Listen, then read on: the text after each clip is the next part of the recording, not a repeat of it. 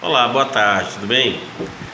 Bom, se você já assistiu outro vídeo, você já sabe que eu me chamo Paulo Renato Ferreira. Você já sabe que eu sou advogado, que eu sou especializado e trabalho há muito tempo, há mais de uma década na área penal. Há muito tempo não, mas eu diria no mínimo há algum tempo. E você sabe que esse vídeo está sendo veiculado num canal chamado Entendendo Direito, cuja finalidade, na realidade, é levar você conteúdo, né? Conteúdo de direito, conteúdo que é, na verdade, eu trabalho com temas que são reportados normalmente como interessantes, como relevantes, no contexto de diversas searas do direito, não somente a penal, como em relação a outras, inclusive direito de família, tributário, até empresarial. Enfim, várias temáticas serão trabalhadas aqui ao longo do tempo. Eu peço perdão a você pelo vídeo passado, pelo vídeo anterior, porque a informação ficou truncada e pareceu a todo momento que eu falava com alguém que não estava lá na ponta, precisando receber a informação. Eu recebi um feedback muito construtivo nesse sentido, mas eu me desculpo com você, porque a tendência realmente é que no decorrer da jornada esses acertos eles terminem por ressurgir, fazendo com que esses vídeos acabem ficando cada vez, enfim, melhores. Então é com muita humildade que eu te agradeço mais uma vez disponibilizar parte do seu tempo, esses minutos aqui desse vídeo, para que eu possa contar com sua audiência. Ao invés de tentar trabalhar aquilo que vai ser, na verdade, visto em vídeos com uma abordagem mais pormenorizada, a gente faria um resumo do que foi trabalhado nos vídeos anteriores, aquela linha temporal, digamos assim, de acompanhamento do direito penal, né, da experiência com o direito penal, que é muito comum. Nós vamos deixar isso de lado no momento. Nossos materiais serão sempre postados às quartas e sábados. Então, ou na próxima quarta, ou no próximo sábado, começam os vídeos pormenorizados, mais técnicos a respeito dessa matéria. Mas hoje, especialmente hoje, vamos trabalhar também de maneira ainda um pouco superficial com um tema interessante do direito penal, do direito processual penal também, que é a prisão preventiva. Pois bem, prisão preventiva é aquela prisão que, se o indivíduo foi preso em flagrante, via de regra, se houve uma audiência de custódia ou se houve um pedido, ainda que não em meio à audiência de custódia, de concessão de cautelares, e ainda assim esse pedido foi indeferido, elas não foram concedidas as cautelares solicitadas, que eram diversas da prisão, e a ponto de esse indivíduo continuar preso, fatalmente ele se encontra preso agora numa modalidade de prisão cautelar que chamamos de prisão preventiva. Pois bem, o que é interessante? Se eu falar para você novamente, como todos os vídeos que tem na internet falam a respeito, por exemplo, de requisitos autorizadores da prisão preventiva, artigo 312, ameaça à ordem pública, né? Artigo 313, a importância dos requisitos individuais, características subjetivas daquele que se encontra eventualmente preso preventivamente, para que esse indivíduo seja destinatário de uma decisão que determine o seu desencarceramento. Sim, se eu for encher você dessas informações, me parece que eu vou estar ali trabalhando aquilo que já foi dito, né? Revisitando abordagens que já foram feitas. Então, nesse momento, eu penso que outras abordagens sejam mais produtivas. Pois bem, como é que uma prisão preventiva deve ser abordada à luz de outras tônicas, né? Primeiro, é preciso lembrar que a prisão preventiva, enquanto medida cautelar, ela precisa guardar relação com os fatos em si, através de um raciocínio que a gente chama já no direito, a doutrina já tem chamado de princípio da contemporaneidade da medida cautelar, ou seja, não cumpre prender preventivamente agora alguém por um fato que já se consumou no passado. Portanto, ou meses, ou semanas atrás, ou meses atrás, ou anos atrás, quando a medida cautelar desponta tardia, ela perde a sua motivação idônea, que a legitimaria e que a tornaria mantida. Então esse é um ponto, é um aspecto de fragilidade possível de uma medida cautelar, do tipo de prisão preventiva, do tipo da prisão preventiva, que deve ser abordado num pedido, por exemplo, de revogação, com a finalidade de que essa prisão seja revogada. Se não houver contemporaneidade, Se a medida se distanciar muito do fato que foi praticado, fato sobretudo principal dos autos, não há por que cogitá-la. E se ela já tiver sido deflagrada, não há por que mantê-la. Uma outra abordagem interessante a respeito da prisão preventiva é atentar para o quantum da pena que seria fixada ou que será fixada, portanto, numa abordagem ainda abstrata, ao final do processo. Ou seja, com o deslinde dos autos e com a prolação de uma sentença eventualmente condenatória, será que se poderia cogitar acerca, por exemplo, de uma prisão num regime mais rigoroso? Será que essa prisão, será que essa reprimenda, será que essa pena fixada seria uma pena de regime que exigisse regime inicial do tipo fechado? Ou seja, será que ela seria superior a 8 anos? Ou será que ela seria uma pena, por exemplo, inferior a 4, que, por exemplo, poderia ser, pode ser dita, pode ser afirmada claramente como uma pena típica de regime inicial aberto? Ou será que essa pena, por exemplo, é uma pena inferior a 8 anos, superior a 4, que evidencia ali um regime inicial de cumprimento de pena mais adequado, no tipo semi-aberto? Regime esse, por exemplo, que comporta a aplicação do trabalho externo extramuros, que é um tipo de benefício de execução penal que está contido lá na LEP, na Lei de Execuções Penais, que é de 84. Pois bem, então o interessante o raciocínio é esse: se alguém, mesmo depois de condenado pela imputação delitiva que hoje é dirigida a ele, se essa pessoa não permanecerá presa, ou seja, se ela não será presa porque condenado, será que consiste adequado, proporcional e justo mantê-lo preso agora, preventivamente? Essa é uma outra abordagem. Algumas abordagens são importantes, né?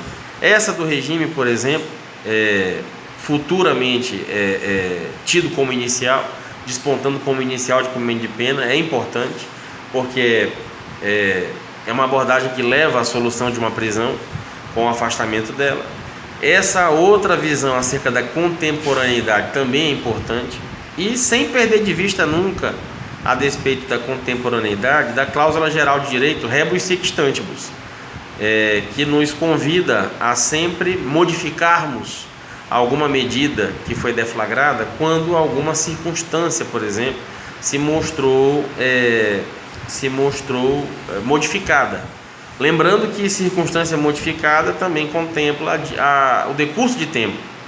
Portanto, aquele indivíduo que é preso, por exemplo, que já se encontra preso há 30, 60, 90 dias, aquele decurso daquele interstício temporal também pode ser afirmado como ensejador da aplicação dessa cláusula geral de direito, que imprime a necessidade de um magistrado que atente para essa motivação idônea, essa adequação, essa proporcionalidade, sobretudo nesse estado de coisas dito inconstitucional, nesse estado de coisas, né, do nosso sistema penitenciário superlotado. É preciso que esse magistrado, e normalmente ele assim o faz, é preciso que ele atente para esse fato e verifique se comporta realmente o caso concreto manter esse indivíduo preso. Outra ótica que ainda deve ser lançada, que é outra ótica importante, é mesmo a decisão do Supremo Tribunal Federal acerca da presunção de inocência, trazendo mais uma vez a contemporaneidade, trazendo aos nossos dias o aspecto principiológico da Constituição Federal, segundo o qual ninguém poderá ser considerado culpado senão em virtude do trânsito em julgado de sentença penal condenatória. Pois bem, se ninguém poderá ser considerado culpado, então todos são presumidamente inocentes até que transite em julgado. E como nós sabemos, e você da ponta agora sabe, porque eu te explico de maneira mais detalhada, trânsito em julgado é quando aquela decisão, quando aqueles autos não comportam mais recurso. Portanto, enquanto houver recurso, não só aquele recurso que perfaz, que monta, que estrutura o então duplo grau de jurisdição, que seria o recurso de apelação, que remete o exame daquela sentença penal condenatória e o acervo daqueles autos, por exemplo, para o tribunal, para uma decisão colegiada, ao invés de uma decisão monocrática. Mas também outros recursos, né? Por exemplo, o recurso especial para o STJ, né? o recurso extraordinário para o STF, eventuais embargos das decisões prolatadas por ambos os colegiados, enfim, toda essa gama de recursos, ela precisa ser superada a ponto de não mais caber nenhum para que se diga que houve o trânsito em julgado da sentença penal condenatória. Pois bem, se existe a presunção de inocência, que é reafirmada, tal como no arcabouço constitucional, como norma até derivada do caráter, derivada do seio da Constituição, no seu bojo mais principiológico, ou seja,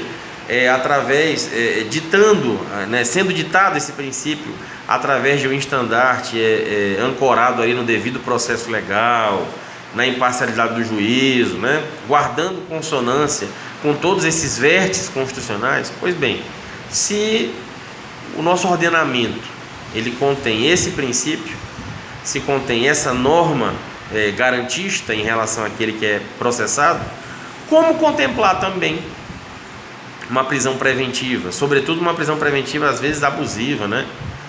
Por que abusiva? E aí eu vou entrar com você numa quarta abordagem que também é interessante. Bom, com todas as vênias, como imaginar que alguém precisa ser preso preventivamente se esse alguém nunca foi destinatário, por exemplo, de uma medida cautelar diversa da prisão, né?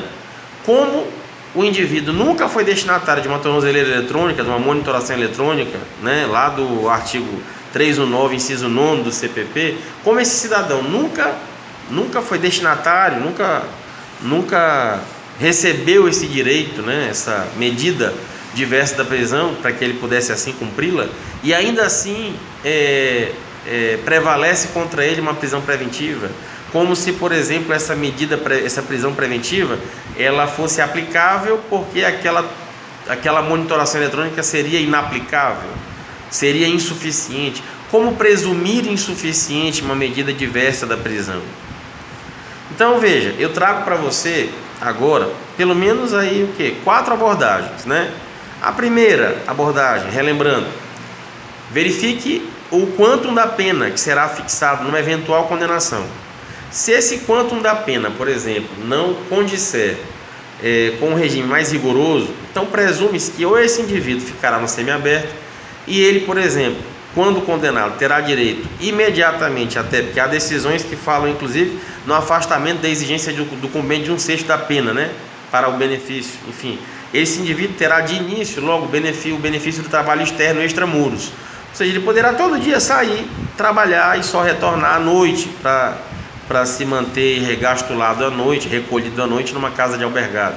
Bom, se por acaso a pena dele comporta esse regime que é o semiaberto, ou se a pena dele comporta um regime ainda menos rigoroso que é o regime aberto, como entender que ele, no curso desse processo, pode permanecer preso preventivamente? É a primeira abordagem, tá? Em resumo, primeira abordagem.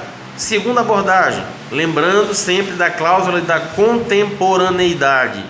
Não posso determinar a prisão hoje, eu, magistrado, por exemplo, não posso determinar a prisão hoje de um indivíduo, por exemplo, que está sendo ali acusado de um crime que se consumou lá atrás. Que a prisão revela-se claramente abusiva, porque ela destoa, ela não guarda conformidade, não guarda consonância com o tempo do crime, com o tempo do fato. Não há que se dizer que há ameaça à ordem pública tanto tempo depois, por exemplo. Portanto, não há nenhum permissivo autorizador, né? Nesse caso. Outra abordagem importante é a questão da presunção de inocência, né? Como dizer, por exemplo, que alguém deve ser preso agora, se presumidamente a Constituição trata a todos como presumidamente inocentes, somente admitindo a prisão em virtude do trânsito em julgado de sentença penal condenatória, ou seja, quando não cabe mais nenhum recurso. É a terceira abordagem. E lembrando, eu acho que é uma quarta e importante abordagem, a questão da medida da cláusula geral de direito, rebus sic stantibus, por exemplo, segundo a qual é preciso que nós revisitemos uma medida sempre que aquelas condições que alicerçaram aquela medida, que naquele momento legitimaram aquela medida, que motivaram aquela medida, sofreram algum tipo de modificação.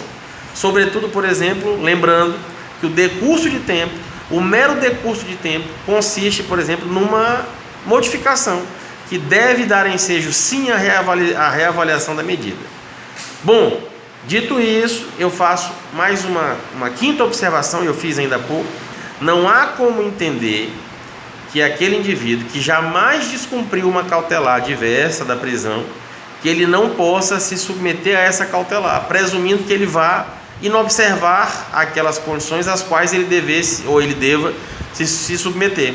Eu não posso entender que alguém que é processado, por exemplo, no ordenamento pátrio, no nosso ordenamento, que é esse indivíduo que nunca fez jus, ele nunca recebeu o benefício da modificação da prisão por uma tornozeleira eletrônica, por exemplo, eu não posso entender que essa tornozeleira, que essa monitoração seja insuficiente. Então, se ele não recebeu ainda, então que ele receba, e que a prisão seja decretada tão somente se eventualmente ele descumprir essas cautelares. Eu espero ter te ajudado nesse momento, você profissional do direito, operador do direito, você que está lá na ponta precisando de um esclarecimento, de uma luz de como revisitar uma prisão preventiva, você que dialoga com seu advogado a respeito, eu espero ter te ajudado. Acreditem nos seus advogados, estamos aqui sempre para somar, não só eu, todos eles, a Defensoria Pública também, e o fato é, a liberdade sempre se impõe, o direito é baseado na justiça e precisamos acreditar no judiciário. É importante que nós acreditemos no nosso sistema de justiça. É muito importante que acreditemos no devido processo legal e no nosso Estado democrático de direito. É isso que eu te levo agora a pensar, a refletir sobre, e te agradeço pela audiência. Te espero no próximo vídeo. Um abraço.